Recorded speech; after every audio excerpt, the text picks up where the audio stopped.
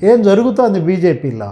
అసలు బీజేపీలో ఇంకా మిగతా ద్వితీయ శ్రేణి నాయకత్వం ఏది అరుణ్ కావచ్చు, లేకపోతే జితేందర్ రెడ్డి గారు కావచ్చు, చాలా మంది ఉన్నారు. అరవింద్ ఉన్నారు, ధర్మపురి ఎవరికి వాళ్ళు వాళ్ళ నియోజకవర్గానికో వాళ్ళ జిల్లాకో పరిమితమై రాష్ట్ర స్థాయిలో పార్టీని బ్లాంక్ చేస్తే ఈ అక్షంతలే పడతాయి మోడీ షాల నుంచి.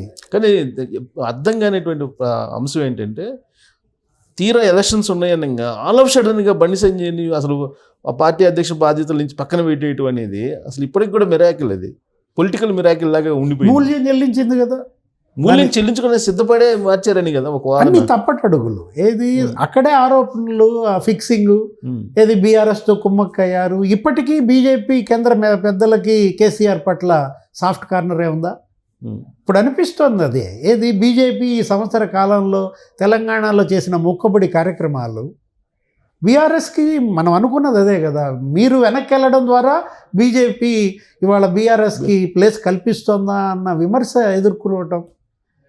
ఇవాళ ప్రధాన ప్రతిపక్షంగా మీరుండాలి. ఎందుకని 8 ఎంపీ సీట్లలో మిమ్మల్ని గెలిపించారు. ఏం చేస్తున్నారు మీ పార్లమెంటు సభ్యులు? ఆ గెలిపించిన పార్లమెంటు స్థానంలో అక్కడ ఉన్నటువంటి ప్రజా సమస్యలపైన పోరాడాల్సిన బాధ్యత వాళ్ళపైన లేదా? అంటే ఏంటి, మళ్ళీ మీరు కేంద్రం నుంచి ఏం తెచ్చారని రేవంత్ తిడతాడనా? ముందే వెనక్కి వెళ్తున్నారా? ఇప్పుడు కాంగ్రెస్ నాయకులు కేంద్రంలో ఉన్నారు కదా, ఈ తెలంగాణకు మీరేం తెచ్చారు, ఆంధ్రప్రదేశ్ అని తెచ్చుకుంటోంది అని బ్లేమ్ మీ మీద పడుద్దని ముందే వెనక్కిపోతున్నారా? వెనక్కిపోతే మూల్యం చెల్లించేది పార్టీ.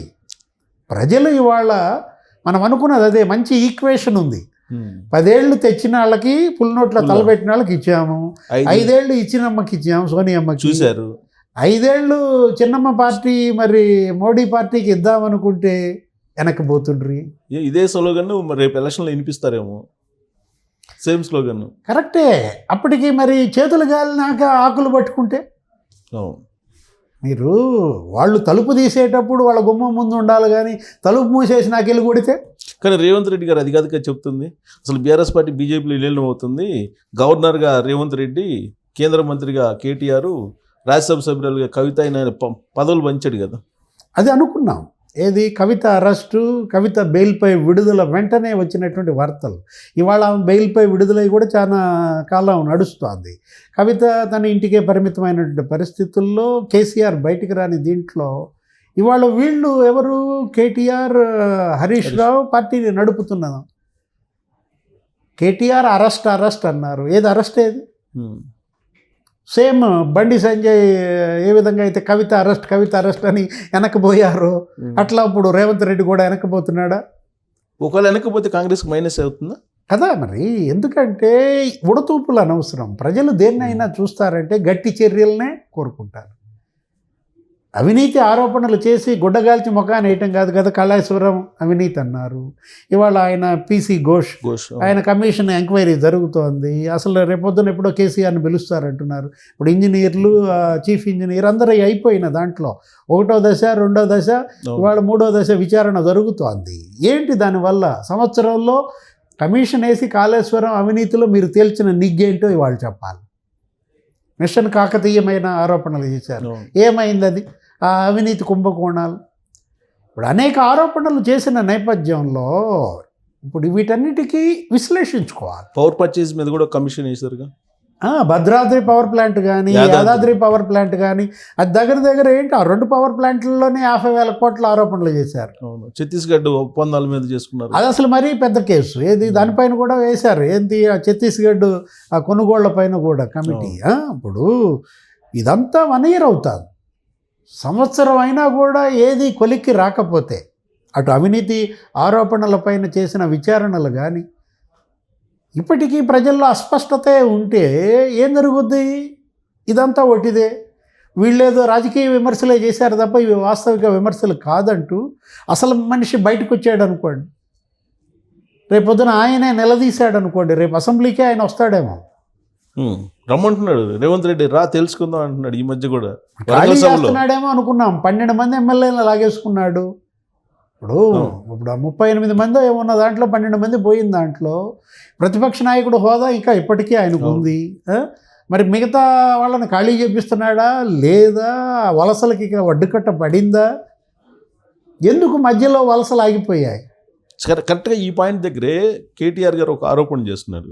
రేవంత్ రెడ్డికి ఏఐసిసి దగ్గర డోర్స్ క్లోజ్ అయిపోయాయి, రాహుల్ గాంధీ అసలు అపాయింట్మెంట్ ఇవ్వట్లేదు, ఆయన పదవి పోద్ది అనేది.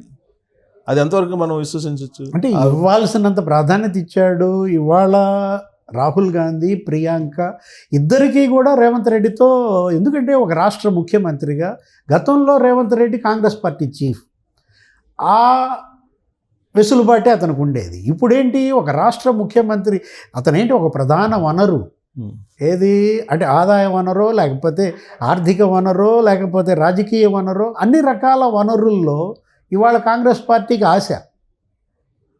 దేశం మొత్తానికి కాంగ్రెస్ పార్టీని నడిపే ఆక్సిజన్ ఈయన ఇవ్వాలి. ఒక టైంలో చెప్పాలంటే ఎవరు శివకుమార్ కానీ, కర్ణాటక పైన ఉంది, తెలంగాణ పైన ఉంది. రేవంత్ రెడ్డి ఆక్సిజన్ ఇస్తున్నాడని కదా కేటీఆర్ చెబుతుంది. తెలంగాణ సంపద అంతా మోటార్లు తీసుకెళ్ళిపోయి హెలికాప్టర్లు ఇస్తున్నాడని కదా. నిన్న కూడా ప్రియాంక తరపున ప్రచారం చేశారు. రేవంత్ రెడ్డి వెళ్ళి అక్కడ వయనాడులో ఇవాళ ఆమె గెలిచిన నేపథ్యంలో ప్రియాంకతో అనేక సభలు ఇక్కడ నడిపాడు. కొన్ని స్కీములు ఆమె ద్వారా ఇక్కడ ఓపెన్ చేసిన పరిస్థితి. వాళ్ళ ప్రియాంక, రాహుల్ గాంధీ, రేవంత్ ఒక కొత్త తరం ఎమర్జ్ అవుతుంది కాంగ్రెస్ పార్టీలో. ఒక యంగ్ టర్క్స్గా మనం చూడాలి వీళ్ళందరినీ కూడా. ఇది రాబోయే కాంగ్రెస్ పార్టీ. మరి రేపు లోక్సభ అదానీ కుంభకోణం అంశంలో కూడా అదానీ ఈ వర్సిటీకి ఇచ్చిన 100 కోట్ల విరాళం గబ్బు పట్టిన తర్వాత తిరగొట్టినట్టున్నాడు. ఏది, ఒరే నాయన, ఆయన నాకు విరాళం ఇచ్చింది నాకు కాదు, పార్టీకి కాదు, ఇచ్చింది స్కిల్ యూనివర్సిటీ, మీ 100 కోట్లు వద్దు, మీరు వద్దు, మీకు ఒక దండం అని చెప్పి ఇచ్చేసినట్టున్నాడు. ఇవాళ అదానీ కుంభకోణం ఇవాళ పార్లమెంటునే నీకు స్తంభింపజేస్తున్న నేపథ్యంలో రేవంత్ రెడ్డి పైన బృహత్తర బాధ్యత ఉంది. అక్కడ కర్ణాటకలో శివకుమార్, సిద్ధరామయ్య, ఇక్కడ రేవంత్ రెడ్డి, ఇళ్ళు రాహుల్ గాంధీని ప్రధానమంత్రి చేయాల్సిన బాధ్యత ఉంది. ఆ దిశగా మీరు దేశవ్యాప్తంగా బలోపేతం చేయడమే కాదు, ముందు ప్రజలు మీ పైన పెట్టుకున్న నమ్మకాన్ని కూడా నిలబెట్టుకోవాలి, హామీలు నెరవేర్చాలి. ఇప్పుడు ఆ గ్యారంటీలు ఓకే, మేనిఫెస్టో హామీల సంగతి ఏంటి? ఫస్ట్ యువతలో అశాంతి, ఇవాళ దాన్ని తగ్గించుకోవాలి. నీకేం జరుగుతోంది, నీకు ఉడుకుతోంది, ఇక బయటపట్టలేదు యువతరం. ఇప్పటికీ కూడా ఇచ్చింది గడువు, సంవత్సరం చూశారు, ఎప్పుడు రోడ్ల మీదకి వస్తారో తెలియదు. నోటిఫికేషన్లు, డిఎస్సీలు మనం చూసాం, ఏదో జరిగింది, పరీక్షలు ఏదో మొక్కుబడిగా చేయించిన పరిస్థితుల్లో ఇవాళ ఎంప్లాయ్మెంట్ అటు ప్రభుత్వ ఉద్యోగాల్లో కావచ్చు, నోటిఫికేషన్ల అంశం కావచ్చు, లేదు ప్రైవేటు కంపెనీలని రాబట్టడం, ఇన్వెస్ట్మెంట్స్ డెస్టినేషన్గా దీన్ని మార్చడం, పెద్ద బృహత్తర ప్రణాళిక తీసుకున్నాడు రేవంత్. ఏది, హైదరాబాద్ మిషన్ 2050 తయారు చేస్తారు లేటెస్ట్ వాళ్ళ గురువు గారి బాటలో. ఏది, ఆయన కనుక విజన్ 2047 ఏదో పెట్టుకుని వికసిత ఆంధ్రప్రదేశ్ ఎట్లాగో ఇవాళ తెలంగాణ తీసుకున్నాడు. ఏది, అసలు నీకు జీహెచ్ఎంసీ పరిధిలోనే 9,000 కోట్లతో నీకు రోడ్ల నిర్మాణం, అదే హైడ్రా. ఇప్పుడు ఈ డ్రైనేజ్ కదా ఇక్కడ ప్రధాన సమస్య మనకి జీహెచ్ఎంసీలో, అటు తాగునీరు, ఇటు ఈ మురుగునీరు. ఈ రెండింటి నుంచి ముందు నువ్వు కనుక క్లియర్ చేస్తే, గతంలో నిన్ను కాదన్న జీహెచ్ఎంసీ కాంగ్రెస్ని వాళ్ళ నెత్తిన పెట్టుకుంటుంది. వలసలు కాదు కావాల్సింది, వీళ్ళని పార్టీలోకి లాక్కోవడం ద్వారా కాంగ్రెస్ బలపడలేదు. విధానాల ద్వారా, ఆ చర్యల ద్వారా మాత్రమే మీరు ప్రజల్లోకి, పునాదుల్లోకి వెళ్ళగలరు అన్నమాట. ఇప్పుడు ఆ మెట్రో సెకండ్ ఫేజ్, దానికి ఏదో భూమి పూజ అన్నాడు, ఓ 25,000 కోట్లు, 24,000 కోట్లు. ఇవాళ మనం చూసాం లైఫ్ సైన్సెస్ కానీ, ఫార్మా సిటీ, ఫార్మా ఇవన్నీ కూడా తీసుకుంటున్న నేపథ్యంలో అటు ఇండస్ట్రియలైజేషన్, అద్భుతమైన హైదరాబాద్ నీకు ఇవాళ ఇదే కదా. ఏది, మొత్తం తెలంగాణకు ఆక్సిజన్, నీకు దగ్గర సంవత్సరానికి రాబడే 60,000 కోట్లు ఏమో వస్తుంది దీనికి. గ్రోత్ ఇంజన్ ఇవాళ తెలంగాణ గ్రోత్ ఇంజన్, హైదరాబాద్ సుభిక్షంగా ఉంది. అవును, మరి ప్రజల గ్రోత్ ఇంజన్గా మరి గెలిపించిన రేవంత్ రెడ్డి ఇవాళ ఇంజన్ మరి లాగుద్దా లేదో చూడాలి. ఇప్పుడు లాగదంటే, ఇప్పుడు జనరల్గా ఆయనేమో రాజశేఖర్ రెడ్డి టైప్లో బాగా గ్రాఫ్ పెంచుకున్నారు, కాంగ్రెస్ కన్నా కూడా ఇంకొక స్టెప్ పెరిగారని చెప్పి అనుకుంటున్నాం. ఇలాంటి పరిస్థితుల్లో అసలు ఆయన క్యాబినెట్లోనే పూర్తి స్థాయిలో ఇప్పుడు నియమించుకోలేని పరిస్థితిలో ఉన్నారు. నామినేటెడ్ పోస్టుల కోసం ఎదురు చూస్తున్నారు ఇప్పటికి కూడా. అంటే పార్టీలో ప్రాధాన్యత తగ్గినట్టు కనిపిస్తుందా? అది అధిష్టానం కూడా దానిపైన దృష్టి పెట్టుకోవాలి. ఎందుకంటే ఇప్పుడు ఈ చాడీలు మోసేవాళ్ళు మోస్తుంటారు. ఇవాళ మీరు చూడాల్సిందేంటి, ఒక అద్భుత అవకాశం ఇచ్చారు తెలంగాణ ప్రజలు. అసలు రెండు తెలుగు రాష్ట్రాల్లో కాంగ్రెస్ ఊడ్చుకుపోయింది అనుకున్న దీంట్లో, రాష్ట్ర విభజన వల్ల కాంగ్రెస్ పుట్టె మునిగింది అనుకున్న దీంట్లో ఇవాళ తెలంగాణలో కాంగ్రెస్ బతకటం కాదు, అధికారంలోకి వచ్చింది. ఒక గొప్ప విజయం అన్నమాట, ఏది పునరుత్థానం. అలాంటిది మరి ఇలాంటి భేషజాలు ఇట్లాంటి చిన్న చిన్న విషయాల ద్వారా చేస్తే నష్టపోయేది ఎవరు? పార్టీ నష్టపోద్ది. బీఆర్ఎస్ మళ్ళా బతికి గనక తెలంగాణ పైన జెండా ఎగరేసిందంటే జాతీయ పార్టీలు అంతూ చూస్తాడు. ఎందుకని అంటే పోయినసారి చేయగలుచుకున్నాడు అనవసరంగా దీన్ని జాతీయ పార్టీ చేసి, అదో పెద్ద బ్లండర్. దేశీ నేత ఏది అదే కొంప ముంచిందనమాట. మహారాష్ట్రలో పోటీ చేస్తా అక్కడ వాళ్ళందరినీ తీసుకొచ్చి ఇక్కడ ఏదో కండవాళ్ళు మార్చడం ఏమయ్యేది? ఇప్పుడు మహారాష్ట్రలో పోటీ చేస్తే శరద్ పవారే అక్కడ మట్టి, అందుకే అటువైపు చూడలేదు. ఈ పరిస్థితి కాదు. నేల విడిచి సాము చేయకూడదు. నేల విడిచి సాము చేసిన కేసీఆర్ బీఆర్ఎస్ ఏదైందో కళ్ళ ముందున్న పరిస్థితుల్లో రేవంత్ రెడ్డి ఇవాళ పార్టీని నిలబెట్టుకోవాలి, తన యొక్క ఆధిపత్యాన్ని నిలబెట్టుకోవాలి, పార్టీలో వచ్చిన గ్రిప్ ఇవాళ మరి దాన్ని పట్టు పెంచుకోవాలి. పైపెచ్చు రాహుల్ గాంధీని ప్రధానమంత్రి చేయాలి. ఇప్పుడు రెండు జాతీయ పార్టీలు బలంగా ఉన్నాయి. సరే ప్రస్తుతానికి తాత్కాలికంగా కొంచెం వెనకడుగు వేసినట్టు బీజేపీ కనిపిస్తున్నప్పటికి కూడా బలంగా తెలంగాణలో కనిపిస్తున్నాయి. ఈ రెండు బలమైన జాతీయ పార్టీల మధ్య మనుగడ సాధించగలదా బీఆర్ఎస్ పార్టీ? అంటే బీఆర్ఎస్ ఇవాళ ప్రజల్లో ఉంది. బీఆర్ఎస్ 10 ఏళ్ళు అధికారంలో ఉంది, సంస్థాగతంగా బలంగా ఉంది. అది తెలుగుదేశం పార్టీ కార్యకర్తలను కానీ లేకపోతే ఇతర పార్టీల్లో కార్యకర్తలను కానీ నాయకులను కానీ నీకు అక్కడ లీడర్షిప్కి కొరత లేదు. ఏది లీడర్షిప్ని తయారు చేసుకోగల ధైర్యం ఉన్న సత్తా ఉన్నటువంటి నాయకుడు అక్కడ ఉన్నాడు. కాకపోతే ఆయన ఫామ్ హౌస్లో ఉండొచ్చు, బయటికి వస్తే సినిమా మారుద్ది. ఈరోజు బీజేపీ ఏమనుకుంటారు, ఇది ముఖ్యం.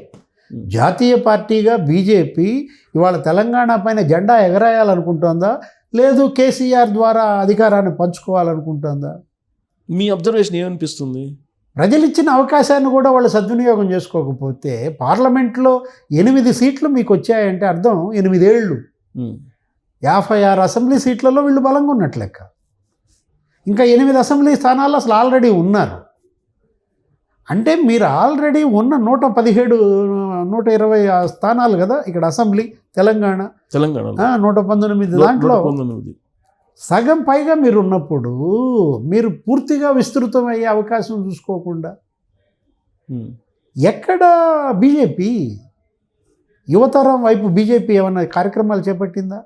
మొక్కుబడి కార్యక్రమాలు, ఏదో పొద్దున కూర్చొని సాయంత్రం లేచే దీక్షలు కాదు కదా కావాల్సింది. సో ఇక్కడ రాబోయే రోజుల్లో మీరు చెప్పిన దాని ప్రకారం బీఆర్ఎస్ పార్టీతోటి కలిసి బీజేపీ వెళ్తేనే రాజ్యాధికారం సాధ్యం అంటారా బీజేపీకి? ఇవాళ రేవంత్ రెడ్డి తెలివిగా అటు నరేంద్ర మోడీతో పెద్దన్న అన్నాడు. ఏది ఆయన ఏదో వచ్చినప్పుడు పెద్దన్న అనేసరికి అక్కడేదో అది కాస్త ఏమైపోయింది, ఇక కాంగ్రెస్ బీజేపీ ఫిక్సింగ్ అన్న దీంట్లో వెళ్ళింది. కాకపోతే కేంద్రం నుంచి నిధులు రాబట్టడంలో విఫలమవుతున్నారు. ప్రధానమైన అంశం ఇవాళ ఆంధ్రప్రదేశ్తో బేరీ చేసుకుంటారు. అంటే అఫ్కోర్స్ ఆంధ్రప్రదేశ్ నష్టపోవచ్చు, విభజన వల్ల ఆంధ్రప్రదేశ్ ఇవాళ ఆర్థిక లోటులో కూరుకుపోవచ్చు. విభజన నష్టం కన్నా జగన్ చేసిన నష్టం వల్ల మరింత దిగజారొచ్చు. ఈరోజు మోడీ ప్రభుత్వం చంద్రబాబు బలం పైన ఆధారపడి ఏం జరుగుతోంది, ఆయన ఏది కోరితే అది ఇస్తున్నాడు.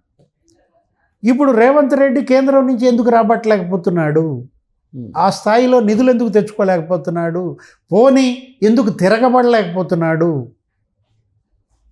ఇది ప్రజల్లో కాంగ్రెస్ భ్రమలు తొలగిపోయే అవకాశం ఉంటుంది. అదేవిధంగా బీజేపీ బ్లేమ్కి గురవుతుంది. 8 మంది ఎంపీలను ఇస్తే మరి మీరు తెలంగాణకి ఏం ఉద్ధరించారు? పైనున్నది మీ ప్రభుత్వం, కేంద్రం నుంచి మరి ప్రధాని మోడీ ద్వారా ఇక్కడ ఏం శంకుస్థాపనలు ఈ సంవత్సరంలో జరిగాయి, ఏమి రిబ్బన్ కటింగ్స్ జరిగాయి? ఇస్తానన్న హామీలు, విభజన చట్టంలో హామీలకే వాళ్ళు దిక్కులేదు. అదొక బ్లండర్. ఏది వాళ్ళ బీజేపీ దోషిగా ప్రజల ముందు ఉండాల్సిన సందర్భం వీటన్నిటినీ ఆయుధాలుగా రేపు బీఆర్ఎస్ చేసుకుందనుకోండి. అటు కాంగ్రెస్ని ఇటు బీజేపీని రెండు వైపులా పోరాటం కనుక ఎత్తుకుంటే, ప్రాంతీయ పార్టీ అంటే జనరల్గానే తెలుగు వాళ్ళల్లో కొంత ప్రేమ ఉంటుంది.